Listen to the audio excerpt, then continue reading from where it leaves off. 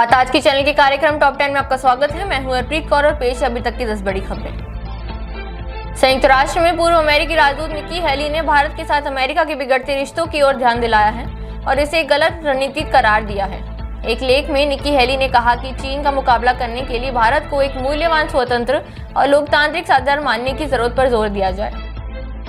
बाहरी इलाकों पर सैन्य अभियान के बाद इजराइल ने अब गाजा सिटी पर अभियान शुरू करने की तैयारी शुरू कर दी है। इजराइल की सेना ने कहा कि वह गाजा शहर में अपने विस्तारित सैन्य अभियान से पहले हजारों से रिजर्व सैनिकों को बुलाएंगे और अन्य सैनिकों की सेवा अवधि बढ़ाएंगे। सेना ने बताया कि इजरायली रक्षा मंत्री कैट्स ने गाजा की कुछ सबसे घनी आबादी वाले इलाकों में अभियान के एक नए चरण को शुरू करने की योजना को मंजूरी दी है, जिसमें चीफ ऑफ स्टाफ की अंतिम मंजूरी मिलने की उम्मीद है।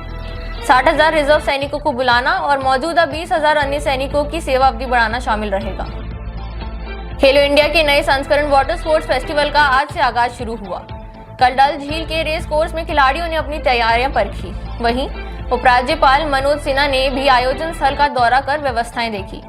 बुधवार को ही खिलाड़ियों और खेल अधिकारियों को फाइनल ब्रीफिंग की गई। वाटर स्पोर्ट्स फेस्टिवल के लिए देश भर के 36 राज्यों और केंद्र शासित प्रदेशों के 409 खिलाड़ी और कई ऑफिशियल श्रीनगर आए हैं। विपक्षी गठबंधन इंडिया के उपराष्ट्रपति पद के उम्मीदवार और सुप्रीम कोर्ट के पूर्व न्यायाधीश बी सुदर्शन रेड्डी ने बुधवार को गठबंधन के सदस्यों से सदन के सेंट्रल हॉल में चर्चा की। इस दौरान उन्होंने लोहिया का जिक्र करते हुए विपक्ष के नेता राहुल गांधी की तारीफ की। उन्होंने कहा कि राहुल गांधी लोगों की आवाज उठाते हैं, उनके लिए ये आदत और स्वभाव बन चुका है। वे लगातार चुनौतियों का सामना करते रहते हैं। अपनी कोशिश के तहत उन्होंने तेलंगाना सरकार को व्यवस्थित तरीके से जाति जनगणना करने के लिए राजी कर लिया है। यूपी के मुख्यमंत्री योगी आदित्यनाथ ने आज एटा में श्री सीमेंट प्लांट का उद्घाटन कर विकास को नया आयाम दिया। मलावन क्षेत्र में श्री सीमेंट प्लांट दूसरी बड़ी परियोजना है जो पूरे देश में जिले को पहचान दिलाएगा। साथ ही इससे बड़ी संख्या में लोगों को रोजगार भी मिलेगा। मुख्यमंत्री इससे पूर्व लोकसभा चुनाव से पहले 2 मई को एटा जिले मुख्यालय और 9 मई को अलीगंज में आए थे। उससे पहले 16 अक्टूबर 2022 को मलावन स्थित जवाहरपुर विद्यालय तापीय परियोजना में आए थे और जिले को 419 करोड़ रुपए की परियोजना की सौगात दी थी। सुप्रीम कोर्ट में एक अहम याचिका दायर की गई है, जिसमें मतदाता सूची में कथित गड़बड़ियों की जांच के लिए एक विशेष जांच दल SIT गठित करने की मांग की गई। याचिका में कहा गया कि SIT का नेतृत्व किसी पूर्व न्यायाधीश को करना चाहिए ताकि निष्पक्ष जांच हो सके। ये याचिका बेंगलुरु सेंट्रल और अन्य प्रभावित क्षेत्रों में मतदाता सूची में छेड़छाड़ के आरोप को जांच से जुड़ी है। इस मामले को लेकर 7 अगस्त को राहुल गांधी ने एक प्रेस कॉन्फ्रेंस की थी, जिसमें उन्होंने चौंकाने वाले आंकड़े पेश किए थे। एशिया कप 2025 की शुरुआत 9 सितंबर से होगी, जबकि फाइनल मुकाबला 28 सितंबर को खेला जाएगा। आगामी टूर्नामेंट के लिए भारत और पाकिस्तान की स्क्वाड की घोषणा हो चुकी है। पुरुष क्रिकेट टीम के बीच होने वाला एशिया कप UAE में खेला जाएगा। टूर्नामेंट में भारत और पाकिस्तान के बीच ग्रुप मुकाबला रविवार 14 सितंबर को दुबई इंटरनेशनल स्टेडियम में खेला जाएगा।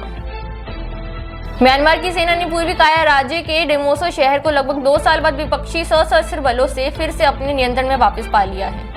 डेमोसो, जिसे करेनी भी कहा जाता है, पर फिर कब्जा ऐसे समय पर हुआ जब सेना ने हाल ही के महीने में जमीनी और हवाई हमलों के जरिए अपनी गतिविधियां तेज कर दी हैं, ताकि 28 सितंबर को होने वाले चुनावों से पहले प्रतिरोध के नियंत्रण वाले इलाकों पर फिर से कब्जा किया जा सके। भारत और नेपाल के बीच लिपुलेख दर्रे को लेकर सीमा विवाद एक बार फिर चर्चा में है। कारण है कि बीते दिनों जब भारत और चीन के लिपुलेख दर्रे के जरिए व्यापार फिर से शुरू करने का नेपाल ने आपत्ति जताई थी। इसके बाद सीमा को लेकर विवाद ने नया मोड़ ले लिया। ऐसे में बुधवार को भारत ने नेपाल द्वारा जताई गई आपत्ति पर सख्त प्रतिक्रिया दी है। भारत ने नेपाल द्वारा लिपुलेख दरिया को लेकर किए गए दावों को खारिज कर दिया। विदेश मंत्रालय ने साफ कहा है कि नेपाल का इस इलाके पर दावा ना तो सही है, ना ही ऐतिहासिक तथ्यों पर आधारित है। अमेरिका की राष्ट्रीय खुफिया निदेशक तुलसी गबार्ड अपने विभाग के कर्मचारियों की संख्या 40% घटाएंगी।